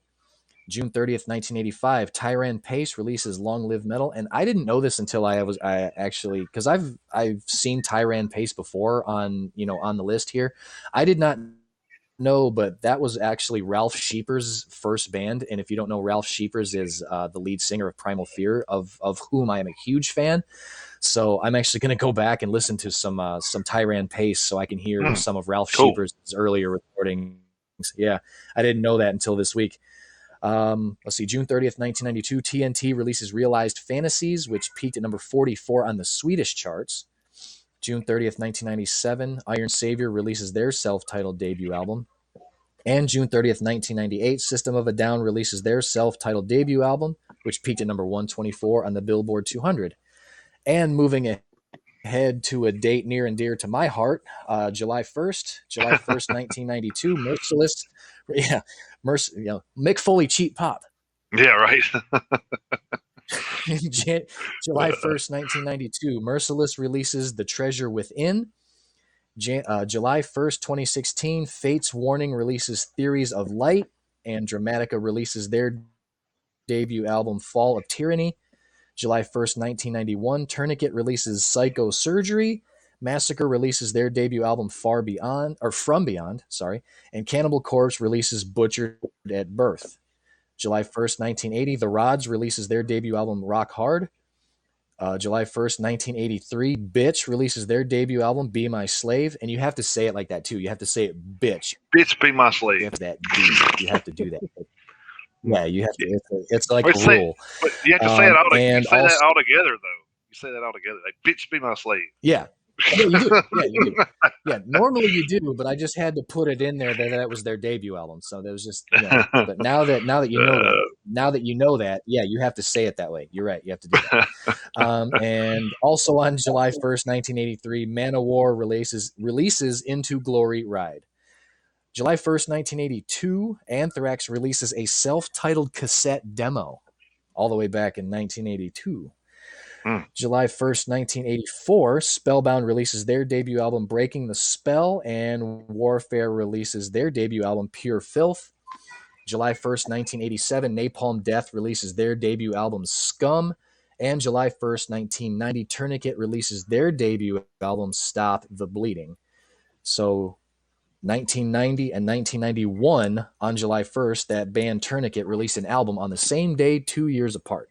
Or 1 year. Wow. Sorry. That's crazy. So that was kind of cool. Yeah, that was kind of neat when I saw that. Let's see. Moving ahead to July 2nd, 1984, Dio releases Last in Line, which peaked at number 24 on the Billboard 200. And let's see. Madam X releases their debut album, We Reserve the Right. And Sirith Ungol releases King of the Dead. July 2nd, 1986, Death Mask releases their debut album, Split the Atom. And Metallica releases the single Master of Puppets. Here's something that you may or may not have known, Jason, because I didn't know this. The single from Master of Puppets was only released in France and as a promo single from Elektra Records to radio stations in the US. That was the only two formats in which Master of Puppets was released. I never knew that. I did not know that. That's crazy. Wow. That is crazy. So I thought that was, I mean, why France? I don't know. I don't know. I don't get it. I don't know.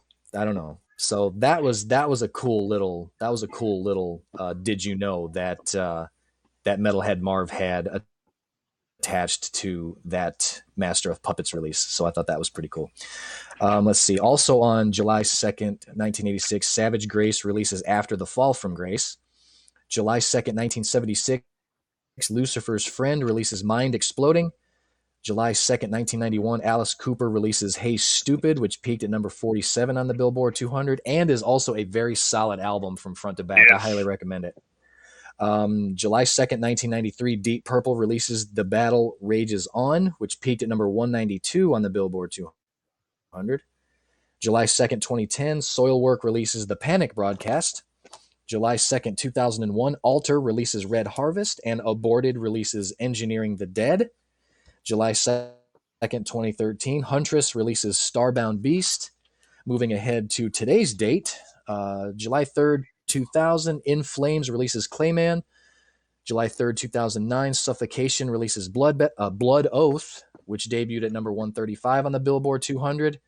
And last but not least, July 3rd, 2012, Icarus Witch releases Rise. So those are the historical releases from June 26th through the first part of today's date, July 3rd. So I'm sure I will have more for July 3rd leading off next week's show. And ironically enough, next week we'll actually have Independence Day included, which is kind of weird. Yeah, that's right. Just the timing of it.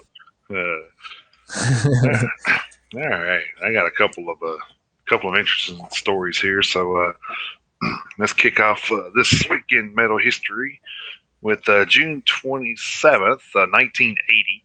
Led Zeppelin appeared at Messe Hall, Nuremberg, Germany, during their last ever tour. After the group had played just 3 songs, drummer John Bonham collapsed on stage, causing the remainder of the show to be canceled. So, wow, that could have been a flag there for Mr. Bonham. Let's see. Yeah, I would say. Yeah. June 27th, 1981, Motorhead scored their only UK #1 album with No Sleep Till Hammersmith. The live album was recorded at Leeds and Newcastle shows during their Short, Sharp Pain in the Neck tour in 1981. The name of the tour was a reference to the injury sustained by Phil Taylor when he was dropped on his head during some after-show horseplay. Despite the title of the album, the London venue, the Hammersmith Odeon, was not played on that tour. So that's pretty interesting. Their only UK #1 album. Like, wow, that's pretty hard to believe. But yeah, that does seem kind of surprising. Yeah. June 27, 1994, Aerosmith became the first major band to let fans download a full new track free from the internet, which probably was not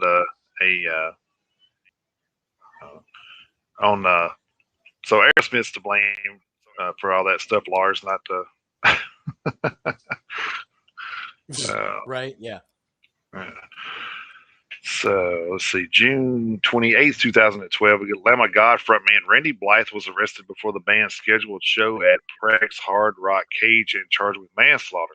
The incident from which Blythe was charged reportedly took place in 2010 at the band show at Club Abaton in Prague. According to reports, the fan jumped on the stage where a tussle ensued in which the fan was injured.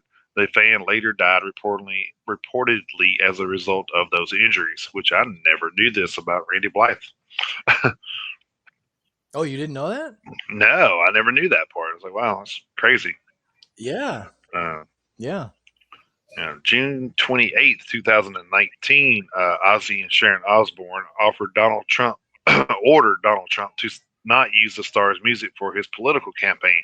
The U.S. president, who was running for re-election in 2020, used Ozzy's 1980 hit "Crazy Train" in a video mocking his Democratic rivals.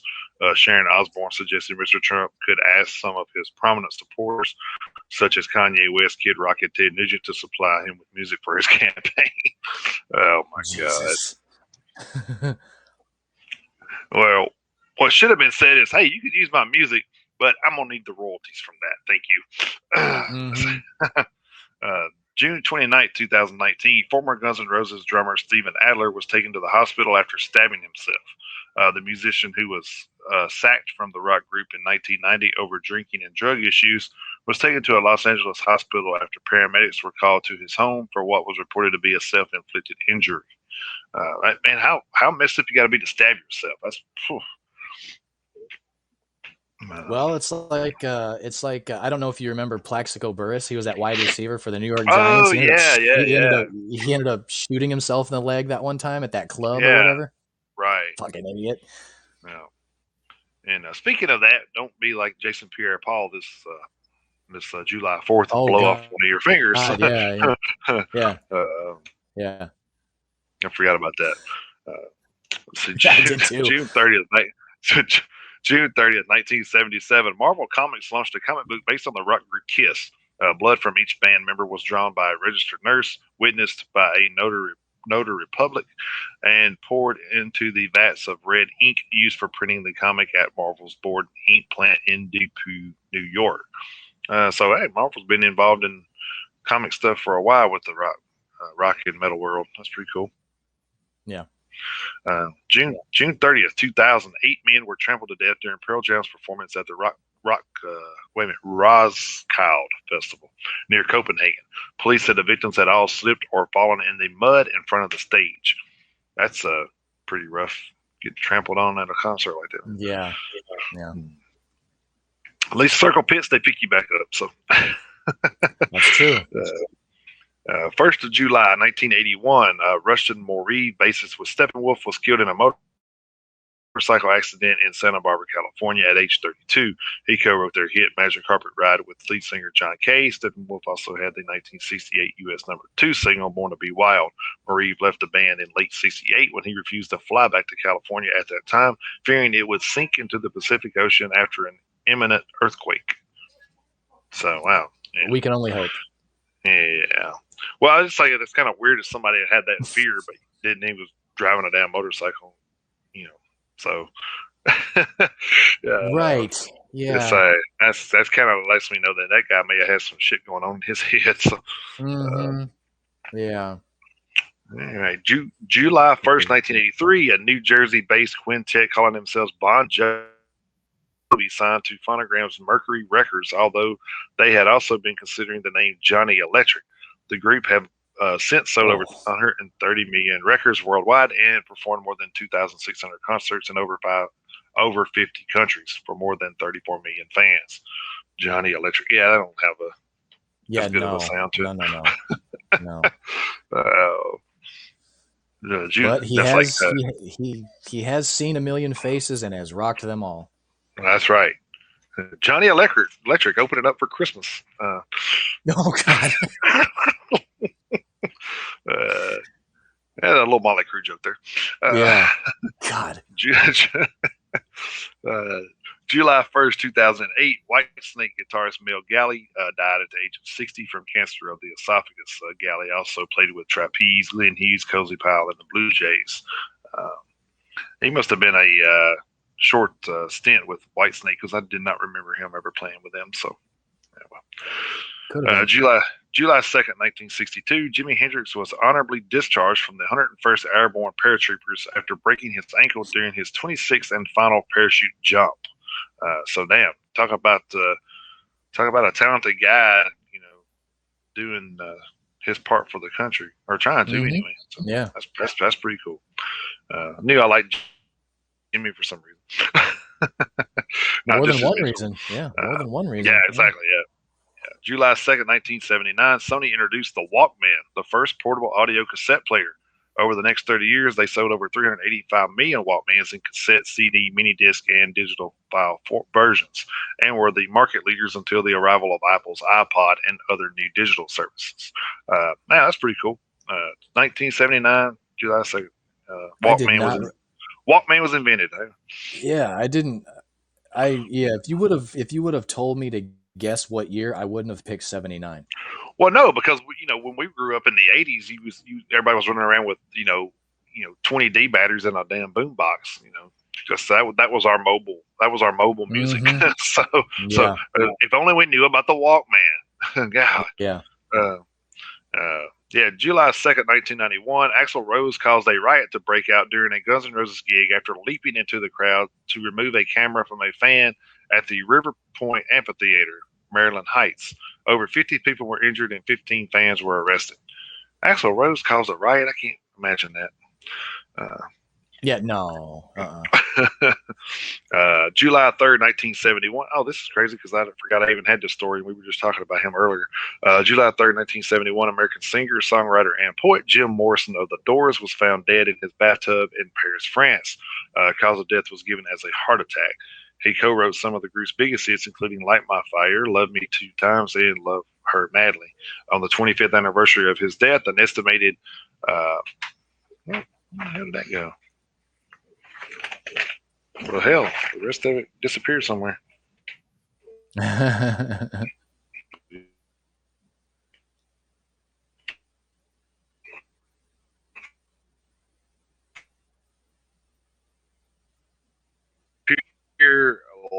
Lachaise Cemetery in Paris, France, to pay their respects.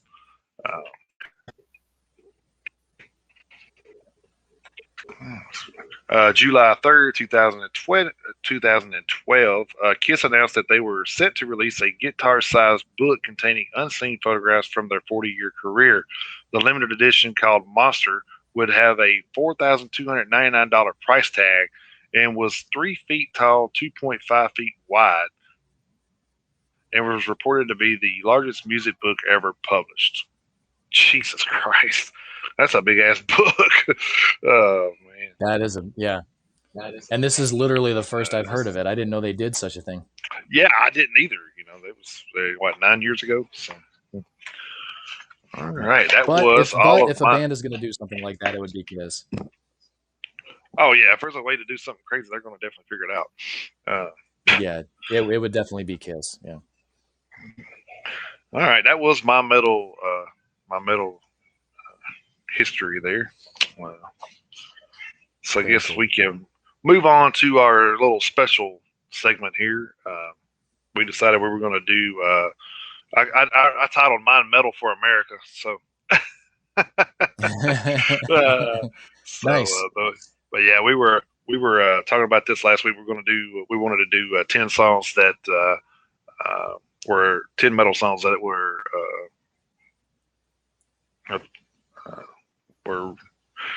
kind of July 4th based, I guess. Yeah. So you want to kick it off? Yeah, I'll go ahead and go first this time. I had, like I was telling you last night, I had a little bit harder time with this than I have with the other ones. So, I did come up with 10. I did have multiple entries by a couple bands, but it's my list, so you just have to deal with that. That's right.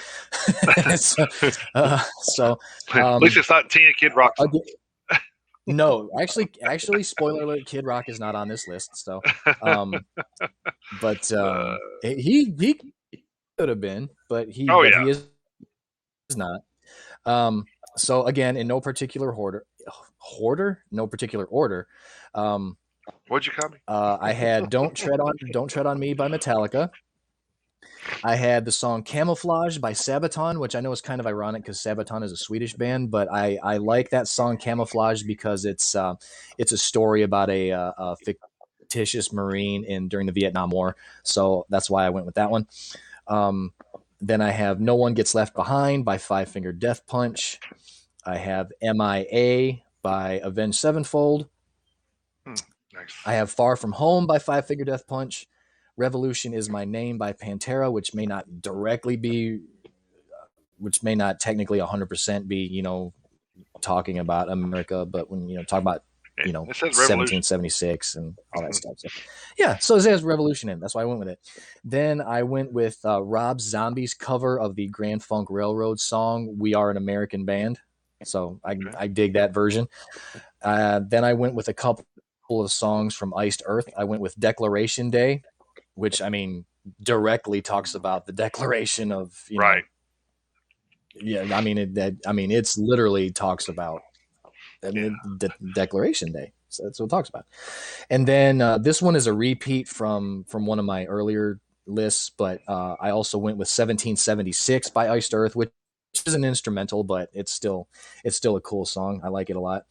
And then I rounded out my list with Got Your Six by Five Finger Death Punch. So I know Five Finger Death Punch gets shit on a lot by a lot of people in the metal industry, but say what you want about Five Finger Death Punch. You're entitled to your opinion, but that band loves our military, and exactly. I give them total props for that. So give them, if you won't give them props for anything else, give them props for their support of the military. That's why I have 3 of their songs in my top 10. Doing these things, maybe let's like with the Ice Earth thing, doing these songs like now makes me like realize, like, did you people really surprised by John Schaefer going to the Capitol after hearing all the stuff that they write? Oh man. Yeah, really. Yeah. Where does the astonishment come in? Right. Oh my God, no, he didn't. Oh. All right. Well, my list is. I actually got a couple of the same ones you did, but actually got a lot of good, lot of ones too that you didn't cover. So I think I got two or three that you did.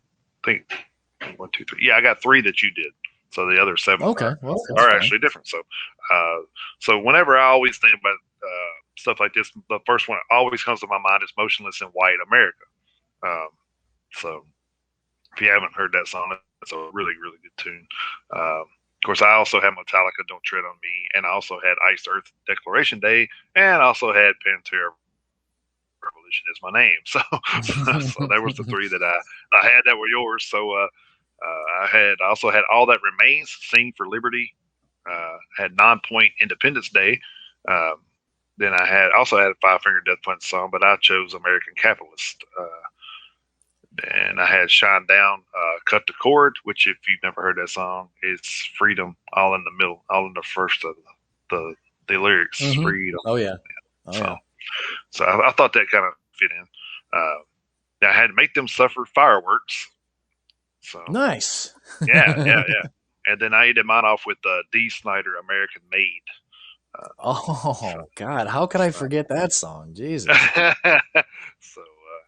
So that was my 10. That was a good list. Yeah. Well, I think it was good that we both did this and only repeated 3 this time. Like, I think half of our list last week was the same. Yep. Well, the cool thing is last night, we decided that next week we've already done ballads. But what we're going to do is next week we are going to focus on strictly power ballads from the 1980s. So I think that could possibly lead to a couple of very distinct lists. Oh yeah, most definitely.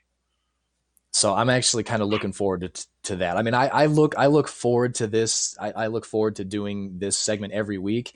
But when you consider the decade and the topic, there is probably literally hundreds we could choose from. Power ballads from the 80s. Oh, yeah. Get out of here. That's probably so just so everybody knows, so everybody knows, me and Chris do collaborate on Friday night just to kind of make sure we don't repeat news stories. Because we kind of try to get on the same page there. But this is a segment that we do not talk about, honestly. So we talk about it, but we don't give out anything that either one of us put in the list. So that's what makes it so cool. Is we really don't talk about it much. We just kind of okay, did you get your list? Yeah, okay, cool. And that's kind of all it's ever said. So when we do this list, it's actually a surprise to both of us too. So absolutely, yeah. Which makes it fun. I think it makes it fun. So yeah. Well, then like I've said before, I mean it's fun in general because it makes you think like this list, and I said it before, this list was the one that I've had the most Right. difficulty with, because I don't know about you the way you do it, but what I try to do is I try to start building my list first right off the top of my head and see how many I can Right. get That's what I just do. Yeah. from memory.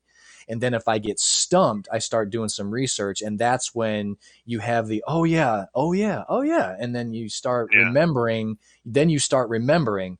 So, but it is a fun thing to do just in general. All right. So let's move on to our album reviews of the week, which was not very promising at the beginning. Yeah, uh, this was a rougher week for me. I don't know about you, Jason, but yeah. It um, was pretty rough. So yeah. So again, if this is your first time listening to the show, whether live or on a rebroadcast later this week, Jason and I aren't really death metal guys. Me personally, I'm a thrash and power metal guy. Those are the two kind of sub genres that I lean towards most. But I mean, there are always exceptions. I mean, there are some melodic death metal bands that I do like, but that's not the genre that we gravitate towards. So right. again, we welcome the death metal fans, of course. We welcome fans of all the metal genres, but from a personal standpoint, that's just not where Jason The and thing I we the, focus. the, the thing is, we don't relate to it as much, but we also don't shit on it because it's still a genre of metal, and we Exactly. without it we wouldn't have the diversity that we do have in the metal industry. So Exactly, but but when it comes to this segment of the show, when it comes to the album reviews, especially me, and I know Jason, you're kind of the same way. When we start doing these album reviews, when we pull the new releases from the list that we talk about on a weekly basis, usually when we hear that a new album, especially from a band that we've never heard of, right. when we hear that it's basically a death metal sound, we usually just kind of move on. But like I say, that's just our personal tastes. It just so happens that this week, the bulk of the new releases were basically all death metal. My formal review that I went with the new album, The Nightmare of Being, from At the Gates. At the Gates, they are a melodic death metal band from Gothenburg, Sweden. They were formed in 1990. There were a couple of periods of band hiatus, so they don't exactly have the most extensive catalog for a band that's been around for over 30 years. The Nightmare of Being was their seventh full length album. Their debut album, The Red in the Sky Is Ours, came out in 1992. With Fear I Kiss the Burning Darkness came out in 1993. Terminal Spirit Disease in 94, and Slaughter of the Soul in 1995. So, I mean, they started out their career strong. Their first four albums came out in a 4-year span, and then they had a hiatus from 96 to 2007, and then didn't release another full length studio album until At War with Reality came out in 2014. To Drink from the Night itself came out in 2018, leading up to The Nightmare of Being, which came out yesterday. Their lyrical themes include inner struggles, death, anti-religion, and society. Let's see the members. The current lineup consists of Jonas Bjorler on bass. You have Adrian Erlinson on drums, Thomas Lindberg on vocals, Martin Larson on guitars, and Jonas Stahlhammer on guitars. That's a cool fucking last name, Stahlhammer. It's a badass last name. Um, like I say, yeah, like I say, death metal isn't normally a genre that I listen to, but the melodic death metal is a little different, because I seem to find that musically the melodic death metal and death metal are kind of two different things. Melodic death metal to me is a little more musically diverse, a little more what do you call it? A little more dynamic in their sound, where a lot of just regular death metal is basically the same pace, the same kind of song structure. Well, I mean, which is fine. I don't have a problem with it. But it just seems like with the bands that are in the melodic death metal genre, there seems to be a little more complexity in the music, and that seemed to be the case here. The vocal style of Thomas Lindberg is also, as far as death metal goes, it's a little bit cleaner. He doesn't sing clean at all, but he's got more of a he's instead of just the guttural death metal growling style. He's got more of a raspy screaming style. So I was able to understand his vocals a lot more, which actually helped me enjoy the songs a little bit more, as opposed to just the regular guttural death metal where it's like, I hear you singing, I just can't understand what you're saying. So, so to me, the way that Thomas Lindberg sings is a little bit more conducive to being able to enjoy the music a little more. There were some good guitar riffs. I liked some of the drum lines in the album, and like I say, the vocals were a little cleaner, which helped me to be able to understand the lyrics better, which is good. So. I'd probably give this a 3 out of 5. I would probably maybe not go out of my way to listen to this album again, but it's probably one that is probably one download that I would keep. And if the songs came on while I had the phone on shuffle, I would definitely not, skip any of the songs. So yeah, it was a death metal album that I think is something that I would listen to again. So yeah, I would give it a 3 horns out of 5. That was the only album I was able to listen to in its entirety. There was an EP, Jason, that I was telling you about last night, that I actually discovered on This Day in Metal over there on Twitter. Metalhead Marv actually had a new album listed on the Twitter page that wasn't added to our list. It was Realm of the Tormentor by a band called Dream Troll that I'd never heard of. It's 6 minutes, or it's 6 tracks, about 30 minutes long. I'm in the middle of listening to it right now. They're a power metal band. They've kind of got an old school sound. So far, not too bad. But that's the only other album I was able to listen to. So once I finish the Dream Troll EP in its entirety, I'll try to do kind of a write-up on that on the Metalheads Unite Facebook page. But that's as far as I got as far as new music this week, with the exception of Rob Flynn doing a guest spot on a song by, I forget the name of the band already. Damn it. Jason, go ahead and take over. I'm gonna go look It was once something. Yeah, hang on a second. I'm gonna go look it up. There But you go ahead and do your review. Yeah, Okay. I took on Born of Osiris, their new album, Angel or Alien. It's a 14 song, 55-minute, 3-second album. I believe this was their 8th release. If you're not familiar with Born of Osiris, they're an American progressive metalcore band formed in 2003 in Palatine, Illinois.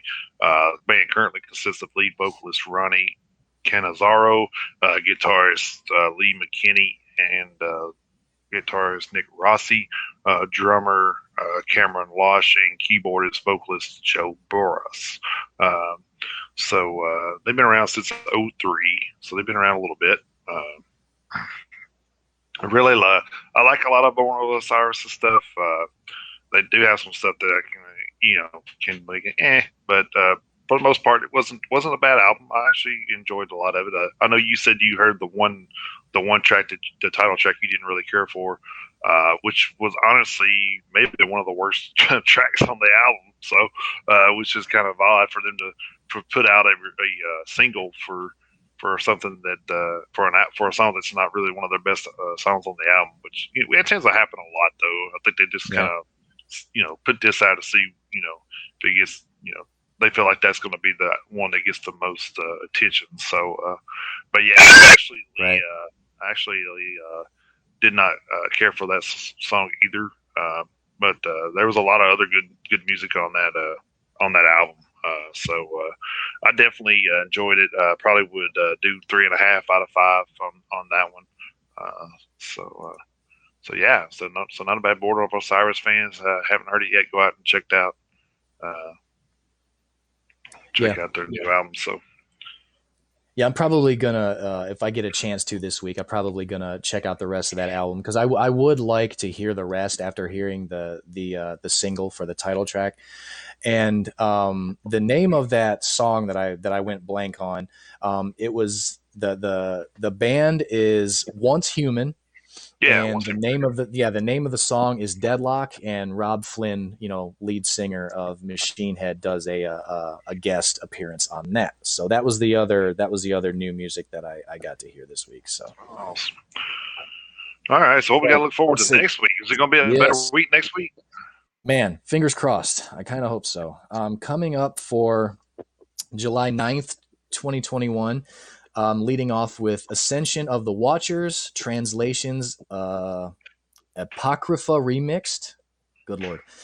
We have Christian Death with Atrocities. That's a re-release for them. We have Domination Campaign with Onward to Glory. We have 2 re-releases from Frost. We have Experiments in Mass Appeal and Million Town. We have Hammers of Misfortune with The Bastard. That's a re-release for them. We have Hardline with Heart, Mind, and Soul. We have LA Guns with Cocked and Loaded. That's a live album for them. We have The Life Project with a self-titled EP. We have Mayhem with Atavistic Black Disorder / Commando. That's an EP for them.